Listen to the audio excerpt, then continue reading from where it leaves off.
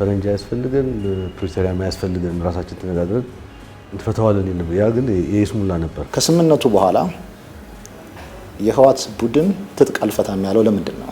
ቶሎ ፈትነህ አፍነህ ወደ ሌላ ነገር ለመውሰድም ሊሆን ይችላል።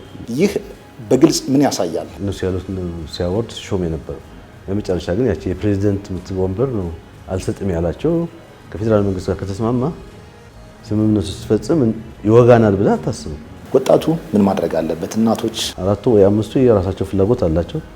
አንድ የሚያደርጋቸው ግን ያው በህዝቡና በህወሓት መካከል ያለውን ግንኙነት እንዴት ባለ መልኩ ነው የሚመለከቱት? ፕሬዝዳንት የመረጥነው ራሳችን ነን። ሌሎች የቢሮ ኃላፊዎችን እዛው ከነበረው ኃይል ነው እንጂ ከፌዴራል መንግስት እኮ የመጣ የለም። በስምምነቱ ግን እንደዛ ነበር የሚሆነው። ለእነሱ ትጥቅ መፍታት ማለት ያው ሰላማዊ የሆነ የፖለቲካ ትግል ማካሄድ ነው የሚሆነው። ይሄ ደግሞ ያልለመዱት ስለሆነ እንደ ባህሪም የሚቀበሉት አይደለም።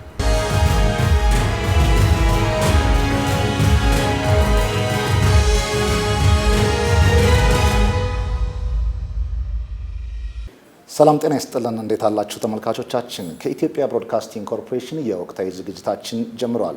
በዛሬው የወቅታዊ ዝግጅታችን ህገወጡ የህወሓት ቡድን በተደጋጋሚ የቀረቡለትን የሰላም አማራጮች ወደ ጎን በመተው ዛሬም የጦርነት ነጋሪት እየጎሰመ ይገኛል። የትግራይ ህዝብ እንዴት በዘላቂነት ከነዚህ ህገወጦች ራሱን ማዳን አለበት በሚሉ ጉዳዮች ላይ ሰፋ ያሉ ቆይታዎችን የምናደርግ ይሆናል። በመጀመሪያ ግን እንግዳሉኝ እንግዳዬን የማስተዋውቅ ይሆናል። እንግዳዬ ፕሮፌሰር ክንደያ ገብረ ህይወት ናቸው። ፕሮፌሰር ለቃለ መጠየቅ ፈቃደኛ ስለሆኑልኝ በኢትዮጵያ ብሮድካስቲንግ ኮርፖሬሽን እና በተመልካቾች ስም ላመሰግኖት እፈልጋለሁ። መልካም እንግዲህ ፕሮፌሰር ያው እንግዲህ የጥያቄያችን መቅደም ወይም ማማሻ ይሆን ዘንድ ህገወጡ የህወሓት ቡድን በተደጋጋሚ የሰላም አማራጮችን እንዲከተል የተለያዩ ጥሪዎች ቀርበውለታል። ነገር ግን ያን የሰላም አማራጭ ወደ ጎን በመተው ዛሬም የተለያዩ የጦርነት ነጋሪዎችን እየጎሰመ ይገኛል። ይህ በግልጽ ምን ያሳያል የሚለውን የጥያቄያችን መነሻ እናደርገው። ፕሮፌሰር እንግዲህ አሁን አንተ የገለጽከው ቡድን በባህሪው ይታወቃል። ለእኛ ብዙም አዲስ ነገር አይደለም። ከመጀመሪያ የፕሪቶሪያ ስምምነት እንደተፈረመ ዋና ተቃዋሚ የነበረው አሁን ያለው የትግራይን ህዝብ እንትን ይዞ ያለው ቡድን ነበረ። መጀመሪያም የፕሪቶሪያ ስምምነት ልክ እንደተፈረመ ተቀዶ መጣል አለበት ብሎ እንደ ስራ አስፈጻሚ አራቱ ማለት ነው ጌታቸው ያኔ ፕሪቶሪያ ስለነበረ አራቱን ኩል ህወሓት ማዕከላዊ ኮሚቴ ያቀርበዋል።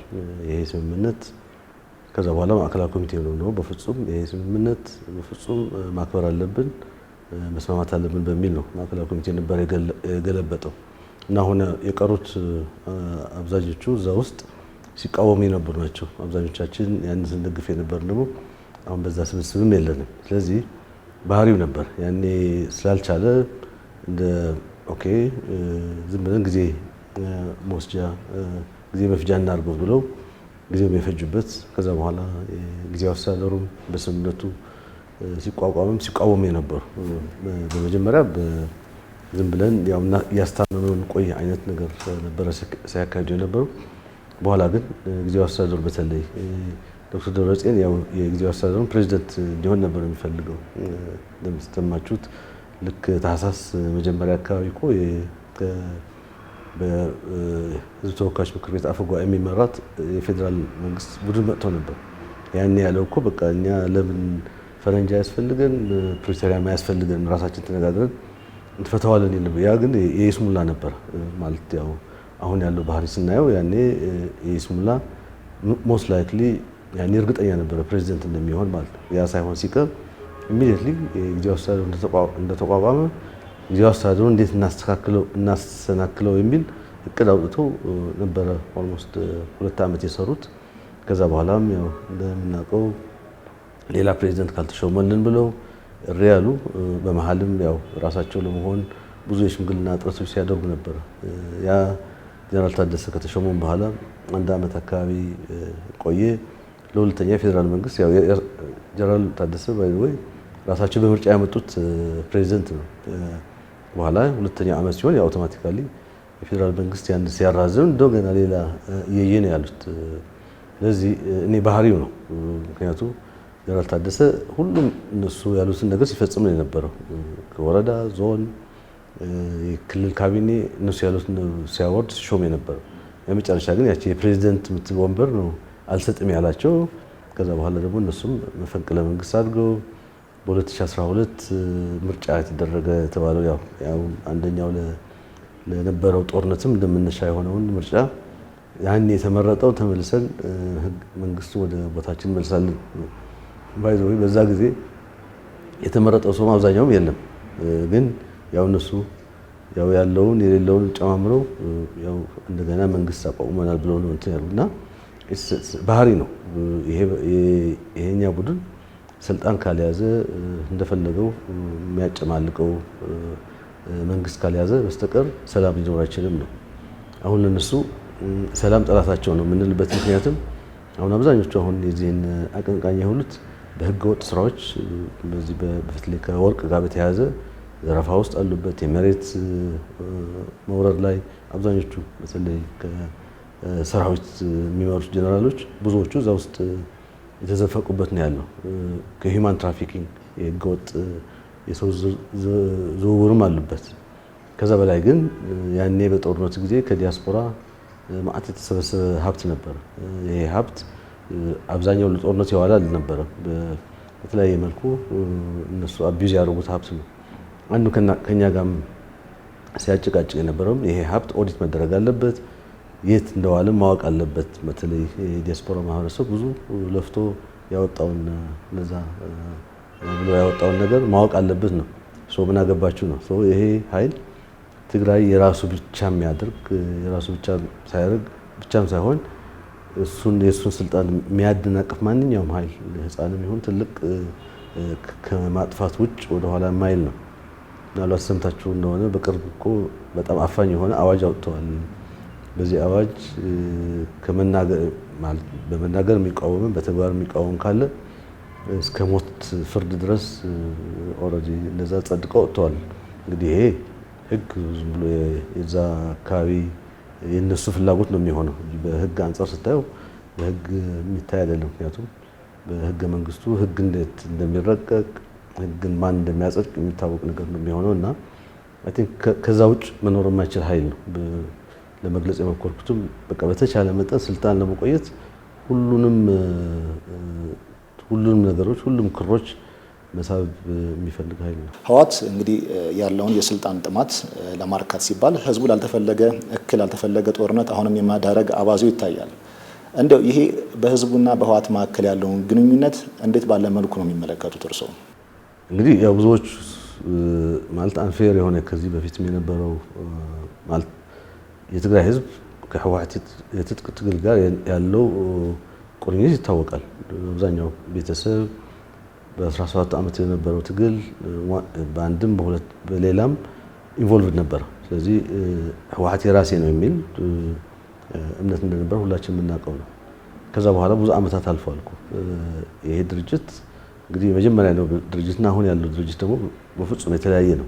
ያኔ ምናልባት በጥሩ ኮዝ የታገሉ ታጋዮች የነበሩበት ጊዜ ሊሆን ይችላል፣ ራሳቸውን አሳልፈው የሰጡበት። አሁን ያሉት ደግሞ ራሳቸው በህዝብ መገልገል የሚፈልጉ ናቸው። ስለዚህ የህዝቡ ስሜት ያው በብዙ መልኩ እየተገለጸ ያለ ነው። ህዝቡ እየተቃወመ ነው ያለው። አሁን በቅርብ ጊዜ ደግሞ የጀመሩት ባህሪ አፈሳ አለ። በየወጣቱም ገና ለአቅመ እንትን ያልደረሱ ልጆችም በየቦታው ከየአውቶቡስም እያወረዱ በየቤቱም በየገጠሩም በወርቅ ቁፋሮች የተሰማሩ ልጆችም አፍነው ወደ ማሰልጠኛ ካምፕ እያስገቡ ነው ያሉት። ህዝቡ እየተቃወመ መሆኑ በተለያየ መልክ መገለጫዎች አሉ። እናቶች ልጆች ሊወስዱ የመጡ መኪኖች ላይ ድንጋይ ሲወረውሩ ነበር። ድሮ ለመታገል የሚወስን ወጣት እናቱ እንዳውም ሌላም አለ እያለች የምትጨምርበት የነበረ ሁኔታ ነው። አሁን እናቶች ልጆቻቸው የሚደብቁበት፣ እናቶች በመደበቃቸው ምክንያት ደግሞ የሚታሰሩበት በተለያየ መልኩ አሁን ትግራይ ላይ የምታየው ለቅሶ ነው። በየገጠሩ ለቅሶ አለ። አሁን የከተማ ጫጫታ ትንሽ ሲበዛባቸው ወደ ገጠር ነው የሄዱት። ገጠር ላይ ደግሞ ያው ወደ እርሻ ወደ እረኛ የሆነውን ከመንገድ እየጠለፍ ወደ ማሰልጠኛ የሚሄዱበት ህዝቡ በጣም እየተቃወመ በጣም ገላጭ በሆነ መልኩ አንዳንዱ ማለት አቅም ባይኖረው ከትግራይ የሚወጣው ወጣት በጣም ማዕት ነው። በየቀኑ በአውሮፕላንም በአውቶቡስም ከትግራይ እየተፈናቀለ የሚወጣለ ያን በየመንገዱ ራሱ አውቶቡሶች እያስቆሙ ወደ ማሰልጠኛ እየሄዱበት ነው ያለውና ህዝቡ ከዛ አፋኝ ግሩፕ ጋር አይ ቲንክ በጣም ተላቋል የሚል እምነት ነው ያለን። እኛም እንደ ድርጅትም የገመገምነው ህዝቡ ኦልሬዲ ተቃውሟል። ግን ያው የተበተነ ያልተደራጀ ተቃውሞ ደግሞ ትርጉም ስለማይኖረው ነው። ከዛ በላይ ደግሞ ይሄ ቡድን ለብዙ ዓመታት ሲያፍን ሰው ሲያሰቃይ ብዙ ነገር ሲያደርግ የነበር በጣም ሃይሊ ኔትወርክ እስከታች ድረስ የዚህ ደግሞ አቀንቃኝ የሆኑ ግን በጣም ደግሞ ሀብትም ያላቸው ነው። በዚህ ዘረፋ ላይ የተሰማሩ በጣም በርካታ ናቸው። በተቻለ መጠን የሆነ ተቃውሞ እንቅስቃሴ ካለ ያንን የማፈን ደግሞ ቶሎ ብሎ እንትኖች አለ። አሁን በቅርብ ያያችሁት አዲስ አበባ በጣም ሳክሰስፉል የሆነ ሰላማዊ ሰልፍ ነበር፣ እነሱ ተቃውሞ ማለት ያንን ለማበላሸት በጣም ነው የዘመቱት። ከዛ በኋላ አሁን ደግሞ በየከተማው የተለያዩ መድረኮች እየፈጠሩ ማለት እነዛ መድረኮች ላይ ወጣት አይታይም። አብዛኛው ሽማግሌዎች በተለያየ መዋቅር የራሳቸው አደረጃጀት የሰበሰቡት ሰው ነው ያለውና አይ ቲንክ ህዝቡ ኦልሬዲ በቃኝ ያለበት በተለያየ መልኩም እየገለጸ ያለበት ሁኔታ ነው ያለው። ወደ ፕሪቶሪያው ስምምነት እንመለስ ፕሮፌሰር። እንግዲህ ጥቅምት 23 2015 ዓ.ም በደቡብ አፍሪካ ፕሪቶሪያ ላይ በፌዴራል መንግስትና በህወሓት የተደረገው ስምምነት በደንብ የሚያውቁት ጉዳይ ነው እርሶ። ከስምምነቱ በኋላ የህወሓት ቡድን ትጥቅ አልፈታም ያለው ለምንድን ነው? የስምምነቱም አልተቀበሉትም ነው ከመጀመሪያው። ያልተቀበሉት ደግሞ ዋናዎቹ ናቸው። ከስራ አስፈጻሚ 5 ነበር የቀሩት ስራ አስፈጻሚ አባላት፣ ጌታቸው አልነበረም። 4ቱም ተቃውሞታል። ይሄ መቀደድ ያለበት ስምምነት ነው ብለው ወደ ማዕከላዊ ኮሚቴ ይዘው መጥቷል። ያ ማለት ምን ማለት ነው? በስምምነቱ የተቀመጡ ነገሮች በሙሉ አንቀበላቸውም ነው። በኋላ ነው ማዕከላዊ ኮሚቴው ነው ይሄማ አዳኝ ነው፣ ለዚህ አሁን ላለንበት ሁኔታ በፍጹም ቀጣይ የሆነ እንትን አፎርድ አናደርግም መቀበል አለብን ሲል ያው በዛን ጊዜ የነበረው ስብሰባ አንዳንዱ በጣም ኤክስትሪም ነው። ይሄ ከተቀበልነው ታነቃለሁ የሚል ነበር፣ ይሄ ካልተቀበልነው ታነቃለሁ የሚል ሌላ እንትንም ነበር።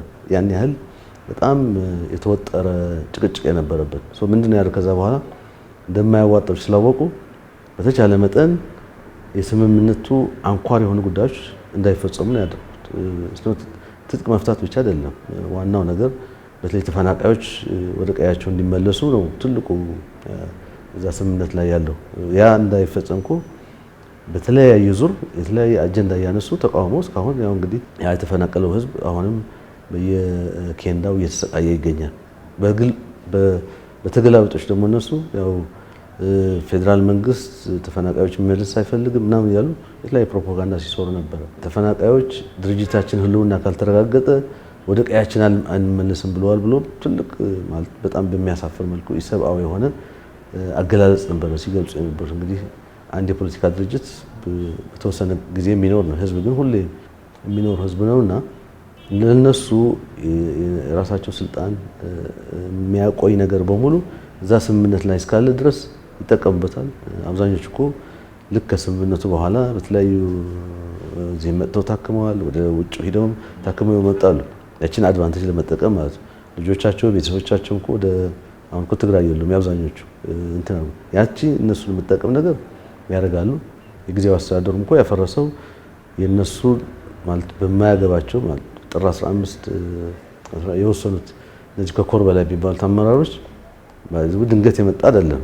ለወራት ሲሰሩበት የነበረ ነው። በተለያዩ በድለላ ለአንዳንዶቹ ያው መሬት ይሰጣል፣ የወርቅ መሬት ምናምን የተባለ ኦልሬዲ የፖለቲካ ፓርቲ ጉባኤ ላይ ነው ከኛ ጋር እንግዲህ የተጣላ ነው ማለት የተለያየ ነው ማለት ነው። ጉባኤ የህገወጥ ጉባኤ ነው ብለን ወሰን። የማዕከላዊ ኮሚቴ ቁጥጥር ኮሚሽን የሚባል እሱም ወሰነ። ነባር አመራሮችም ትክክል አይደለም ይሄ ጉባኤ እየተባለ ፌዴራል መንግስት የምርጫ ቦርድም ጥያቄዎች እያስነሳ ያለ ነው ጉባኤ ያካሄዱት። ያ ወታደር ደግሞ ጉባኤ ያካሄደውን አካል ነው ሪኮግናይዝ ማድረገው መንግስት መረከብ ያለበት እሱ ነው ብሎ ነው የጌታቸው ሲመራው የነበረው የጊዜው አስተዳደር የፈረሰው ማለት ነው። ከመሳሪያ ጋር ይኖራሉ ማለት ነው። ስለዚህ ትጥቅ ቢፈታ ኖሮ ይሄ አድቫንቴጅ አይኖራቸውም ነው። ስለዚህ በተቻለ መጠን እነሱ ከኃይል ጋር ነው መኖር የሚችሉት። አሁንም እኮ ያው ቅድም ያልኩ አፈሳ መጀመሪያ ያሰማሯቸው ሲቪሎች ነበሩ። እነሱ መፈጸም ሲያቀታቸው ወጣቱም መቃወም ሲጀምር አሁን ሰራዊት በሙሉ ነው ወደ አፈሳ የገባውና ለነሱ ትጥቅ መፍታት ማለት ያው ሰላማዊ የሆነ የፖለቲካ ትግል ማካሄድ ነው የሚሆነው። ይሄ ደግሞ ያልለመዱት ስለሆነ እንደ ባህሪም የሚቀበሉት አይደለም። መልካም እንግዲህ የፕሪቶሪያው ስምምነት ላይ ከዋና ስምምነቶች መካከል አንደኛው የጊዜያዊ አስተዳደሩ ተቋቁሞ የክልሉን ሁኔታ አጠቃላይ ያለውን ሁኔታ ማስተዳደር ነው። እንግዲህ ህወሓት ህጋዊውን የጊዜያዊ አስተዳደር ስርዓት ለማፍረስ የሚደረገውን ጥረት የክልሉን ሰላም እንዴት ያናጋዋል ይላሉ ፕሮፌሰር? በፕሪቶሪያ ስምምነት ብዙ ያልተፈጸሙ ነገሮች አሉ። ማለት በስምምነቱ መሰረት የመቀሌን የጸጥታ ሁኔታ የሚቆጣጠር የፌዴራል መንግስት ነው። ፌዴራል መከላከያ ሰራዊት ነበር። የፌዴራል መከላከያ ሰራዊትም አድ ጉዶም አጉላ አካባቢ የሚሰፍርበት ሁኔታም ነበር በስምምነቱ መሰረት ማለት ነው። ያኔ ስምምነቱ ሲታይ እንዴት እኛ የት እንቆያለን ነው ማለት እንግዲህ በሰላም መኖር የማይችል ኃይል መሆኑ ያኔ ጀምሮ ግልጽ ነው የሆነው። እንግዲህ ከፌዴራል መንግስት ጋር ከተስማማ ስምምነቱ ሲፈጽም ይወጋናል ብለህ አታስብም። እንግዲህ ፌዴራል መንግስት የፌዴራል መከላከያ ሰራዊት ከዚህ በፊት እኮ ትግራይ ነበራል መልሶ መቀሌ ጸጥታ ይቆጣጠራል ብለን ነው የፈረምነው። ከፈረምን በኋላ እንግዲህ ፌዴራል መንግስት ያለውን መወጣጠርም ሲያይ ኦኬ ደህና እኛ እንተዋለን ብለው ነው የተውት። ከዛ በተጨማሪ ሌሎች ሁሉም ነገሮች አሉ እዚህ የፕሪቶሪያ ስምምነት ላይ መፈጸም የነበረባቸው ግን ያልተፈጸሙ ማለት ነው። ስለዚህ ይሄ አሁን በቅርብ ያደረጉት ነገር እኮ ጊዜያዊ አስተዳደር ማለት አካታች ይሁን ነው። በስምምነቱ መጀመሪያ አካታች ማለት ኢቭን የፌዴራል መንግስት ፍላጎትም ከፌዴራል መንግስት በጋራ የሚቋቋም ነው የሚሆነው ያለው። የፌዴራል መንግስት ግን ችግር የለውም እናንተ አቋቋሙ ብሎ ለትግራይ ያለን አመራሮች ነበረ የፌዴራል መንግስት የተው። ይሄ ትልቅ እንትን ነበረ። የመጀመሪያ ቅድም ያልኩ የሴኩሪቲ የትግራይ አንዳንዶች አመራሮች ነበሩ በቃ መቀሌ ይመጣልና ቦታ መረጣም ጀምረው ነበር ከመቀሌ ወጥቶ ለመሄድ ማለት ነው። የፌዴራል መንግስት ያደረገው አካታች መንግስትም ችግር የለውም ትግራይ ባሉ ኃይሎች ብቻ አካታች ይሁን እንጂ በራሳቸው ተወጡት ነው የተባለው። ስለዚህ እኛም ያኔም ፕሬዚዳንትም የመረጥነው ራሳችን ነን፣ ሌሎች የቢሮ ኃላፊዎችም እዛው ከነበረው ኃይል ነው እንጂ ከፌዴራል መንግስት እኮ የመጣ የለም። በስምምነቱ ግን እንደዛ ነበር የሚሆነው። የፌዴራል መንግስት ግን ያው ይሁንታ ሰጥቷል። ጊዜያዊ አስተዳደሩ የመጀመሪያውም በኋላ የጊዜያዊ አስተዳደሩም ጀነራል ታደሰም ይሁንታ ሰጥቶ ነው። በኋላ እነሱ ራሳቸው ያመጡት ጀነራል ታደሰ ነው የተቃወሙት። ምክንያቱም ሙሉ ስልጣን ነው የሚፈልጉት። ይሄ ዝም ብሎ ኮምፕሮማይዝ አድርገ ተወሰነ እኛ ሌላም የሚል እንትን የላቸው። አሁን እነሱ ራሱ በኋላ መንግስት መለስ ባሉት መዋቅር ራሱ ህጋዊ የሆነ የፖለቲካ ድርጅት የለም። ያው እነሱም ስለሆኑ እዛ ዝም ብሎ በተለጣፊ እዚህ አሉ ህጋዊ የነሱን ተለጣፊ ድርጅቶች ፈጥረው እነሱ ነው እንደ ቢሮ ኃላፊዎች ምናምን ነገር አድርገው የጨማመሯቸው። እንግዲህ በእነሱ አባባል ይሄ ኮት አንኮት አካታች ነው ማለት ነው። ስለዚህ ይሄ የስምምነቱ አንኳርኩ የሚያፈርስ ነው። እንግዲህ እንደ ፌዴራል መንግስትም እንደ ክልል መንግስትም የተስማማበት ነገር አለ። ስምምነት ደግሞ አንዱ እንደፈለገ በየጊዜው ስላልተመቸው ብቻ የሚተወው አይደለም። የዚህ ስምምነት ጋራንተርስ አሉ። የአሜሪካ መንግስት፣ የአውሮፓ ህብረት፣ ዩናይትድ ኔሽንስ፣ ኢጋድ፣ አፍሪካ ህብረት ደግሞ ዋናው አደራዳሪ የነበረበት ነው። ዝም ብለህ ጥላት ሄድም እኮ ይሄኛው እንግዲህ የፕሪቶሪያ ስምምነት ፈርሷል ማለት ነው። ይሄ እንግዲህ ሌላ ምን እንደሚጋብዝ በግልጽ አሁን በቅርብ ደግሞ እያየን ያለ ነው። እንግዲህ የኛ ህልውና በብልጽግና ሞት ላይ ነው ብሎ ነው ላስት 2-3 ቀን ያው የመጨረሻ እንትን ላይ ያደረሱት። እዚሁ ስምምነቱ ጋር እንቆያለን። ፕሮፌሰር እንደው የኢትዮጵያ ሰላምን ከማይፈልጉ ኃይሎች ጋር ስምምነቶች ማድረግ ከፕሪቶሪያው ስምምነት አንጻር እንዴት ይታያል? አንዱም የስምምነት አካል እኮ ያው ህገ መንግስቱ ማለት የፕሪቶሪያ ስምምነት እኮ ሌላ ብዙም ተአምር እኮ የለውም። ትግራይ ወደ ህገ መንግስት እንትን መመለስ ነው። ወደ ህገ መንግስት መመለስ ደግሞ ህገ መንግስት የሚሰጥህ መብት አለ ግዴታም አለ ነው። እንግዲህ እንደ መብት ትግራይ ባክ ቱ ዘ ፌዴሬሽን ተብላ ኢሚዲየትሊ እነዚህ ቤዚክ የሆኑ መሰረታዊ አገልግሎቶች ወዲያው ነው በፍጥነት ነው ኮኔክት ያደረጉት ወደ ትግራይ የተለያዩ በትምህርት፣ በጤና፣ በግብርና። ይሄ ከፍተኛ የሆነ ትርጉም አለው ለትግራይ ማለት ነው።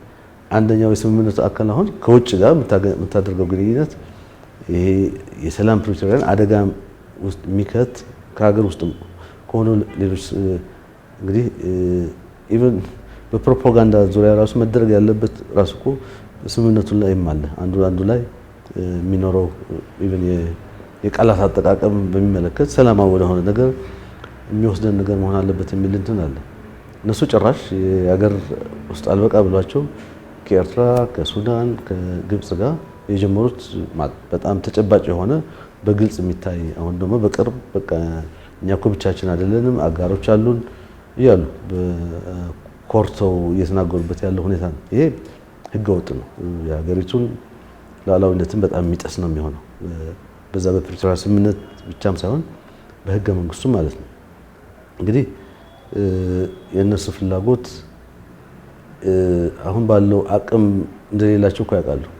ግን ይሄን አቅም በተቻለ መጠን ከውጭም ካለ ከውስጥም ካለ ሌላ ጸረ ሰላም ኃይል ጋር አንድ ላይ ሆነ የመበጥበጥ ቀውስ የመፍጠር እንትኑ ከፍ ለማድረግ የጀመሩ ስራ መስለኝ። አይ ቲንክ አሁን በቅርቡ እየተናገሩ ያሉት እንኳ እንግዲህ የቻልነውን ያህል አፍሰንም ቢሆን ሰራዊት ያው እነሱ የሰው ኃይል እንዲያመጡ ነው። የኤርትራ ሰራዊት ደግሞ ሌሎች ከበስተኋላ ያሉት ደግሞ ያው ሌላ ይሄ መሳሪያ የምናምን የሎጂስቲክስ አቅርቦት እንዲያደርጉ ነው። እንግዲህ ሁሉም አራቱ ወይ አምስቱ የራሳቸው ፍላጎት አላቸው። አንድ የሚያደርጋቸው ግን ያው ጸረ ፌዴራል መንግስት ሰርተን ወይ አስፈራርተን ወደ ድርድር እናመጣዋለን። ያንዳንዶቹ ደግሞ ያው 4 ኪሎ ተመልሰን እንገባለን የሚል እንትንም አለ። ይሄ ዝም ብሎ በቃላት ብቻ የሚገልጹት ሳይሆን ተግባራዊ እንቅስቃሴም የጀመሩበት አንድ ላይ ሆነው በደንብ እያቀዱ ትግራይ ላይ ያለው እንግዲህ በትግራይ አፈሳ ነውር እንደሆነ ነው የማውቀው። ግን እነሱ አሁን የኤርትራ መንግስት የሚያደርገውን ነገር አመታት የፈጀበትን ተሞክሮ እነሱ በአጭር ጊዜ ቶሎ ብለው ይዘው ህዝቡን ወጣት የፈለገ ቢወጣ የቀረው ወጣት ግን እንደምንም አስገድደን ቢሆን ወደ ጦርነት ማስገባት ይቻላል የሚል ነው የጀመሩትና ይሄ በጣም ህገወጥ የሆነ አካሄድ ነው። ከፕሪቶሪያ ስምምነት ብቻ ሳይሆን ከህገ መንግስቱ አንጻር ወጣቱን ህፃናቶችን ላልተፈለገ ጦርነት ላልተፈለገ እክል ሊዳርጓቸው ህፃናትን ሳይቀር አፈሳ ላይ እንደሆኑ ነግረውኛል። ይህ የትግራይ ክልል ላይ ያለውን ወጣት በትምህርት ገበታው ላይ እንዳይገኝና የወደፊት የትግራይ መጻኢ ዕጣ ፈንታ እንዴት ይወስነዋል? ምን መደረግ አለበት ይላሉ? እንግዲህ ያው ወደ አፈሳ ከሄድ ትምህርት የለም። የትግራይ ትምህርት በጣም በሚያሳዝን መልኩ ከ2013 ጀምሮ እስካሁን የትግራይ ተማሪ በተረጋጋ ሁኔታ ተምረዋል የሚል እምነት የለኝም። በኋላ ከፕሪቶሪያ ስምምነት የተወሰኑ መረጋጋት የጠፉ ጊዜያትን ለማካካስ የተሞከረበት እንትን ነበር። ከዛ ውጭ ግን ሰራዊት ላይ ያለ ወጣት እኮ ትምህርት እኮ አልተማረም፣ በመቶ ሺዎች የሚቆጠር ማለት ነው። ስለዚህ ኦልሬዲ የትምህርት ስብራቱ በጣም ከጀመረ ቆይቷል። አሁን ደግሞ ይሄ ሲጀመር እንግዲህ ቢታፈስ ተማሪ ወደ ትምህርት ገበታ ሊሄድ አይችልም። አሁን በቅርብ ነው ስናስተውለው የነበረ ከዚህ የ12ኛ ክፍል ፈተና ጋር በተያያዘ እንግዲህ የ12ኛ ፈተና የሚያዘጋጅ ሀገራዊ የፈተናና ምዘና ድርጅት ነው አይደል? ሁሉ ፕሮግራም ያወጣል። ፕሮግራሞችም በየጊዜው ይከለሳሉ። አንዳንዴ ወደፊት አንዳንዴ ወደ ኋላም የሚሄድበት በአንዳንድ ችግሮች ምክንያት ደግሞ ለምሳሌ ልክ ከፕሪቶሪያ ስምምነት በኋላ እኮ ለትግራይ ብቻ ተብሎ ፈተናዎችም ተዘጋጅተዋል። ምክንያቱም የማካካሻ ስራዎች ለመስራት ተብሎ ማለት ነው።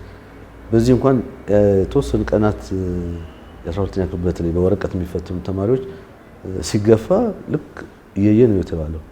ወደ የትግራይ የራሳችን ፈተና ራሱን ፈትናለን፣ ከዛ በኋላ ወደ ዩኒቨርሲቲ ይመደባል ማለት የማይመስል ነገር ማለት ነው። እኔ በኋላ መጠራጠር ጀመር። እንደ ምንድን ነበር እንዲያሰቡት ነው የምትለው? በቃ ወይ ቶሎ ፈትነህ አፍነህ ወደ ሌላ ነገር ለመውሰድም ሊሆን ይችላል።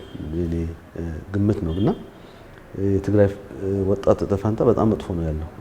የትምህርት ብቻ ሳይሆን እንደ የመኖርና ያለመኖር ነው። አሁን እኮ አብዛኞቹ ገጠር ላይ ያሉ ልጆች ወይ የከተማ ልጆችም ኢቭን በየገጠሩ በየቦታው ተሰባስበው ተደብቀው ነው በየበረሃ ያሉት።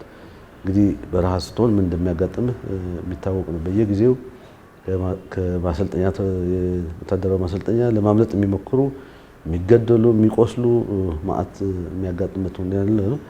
በጣም መጥፎ ሁኔታ ነው ያለው የትግራይ ወጣት።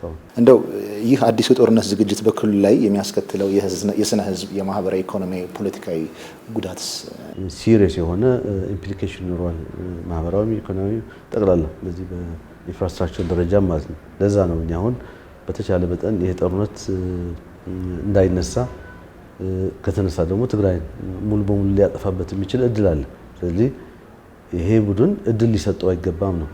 እድል ጊዜ በጨመረ ቁጥር የትግራይ የማጥፋት የሱን እድል እየጨመርንበት ነው የምንሄደው። ስለዚህ ቶሎ እንደሚባለው ቶሎ ብሎ አትሊስት ይሄን እዛ ያለው ቡድን ወደ እንደዚህ ወደ ሙሉ ጥፋት ሳይገባ አደብ የማስገባት ስራ መሰረት አለበት ነው። ወጣቱ ከዚህ አሁን ዳግም ወደ ጦርነት ለመማገድ እየተዘጋጀ ነው የህገወጡ የህወሓት ቡድን። ወጣቱ ምን ማድረግ አለበት? እናቶች፣ ጎልማሶች፣ አባቶች ምን ማድረግ አለባቸው ይላሉ ፕሮፌሰር? የትግራይ ተጨባጭ ሁኔታ ትንሽ ለየት ይላል። ይሄ ቡድን ሲያፍን የኖረ ብዙ ስቃይ ሲያደርስ የነበረ ቡድን ነው። ስለዚህ በፍርሃት የተያዘ ማህበረሰብ ነው ያለው። በፍርሃት የተያዘ ማህበረሰብ ደግሞ ምን እንደሚያደርግ ይታወቃል። አሁን ወጣቶች የተቃውሞ ነው ያሉት። ያ ተቃውሞ ተደራጀ የማህበረሰብ ንቅናቄ መቀየር አለበት ነው። በተናጠል የሚደረግ ተቃውሞ እንግዲህ የተቃወመ በሙሉ እያሰሩ የተቃወመ በሙሉ አሁን በየሚዲያው ደግሞ ይቅርታ በል እያሉ የተለያዩ ዶክመንተሪ መስራት ጀምረዋል። ይሄ በዋናነት በማህበረሰቡ ላይ ፍርሃት እንዲነግስ ለማድረግ ነው። ወጣቱ መደራጀት ነው ያለበት።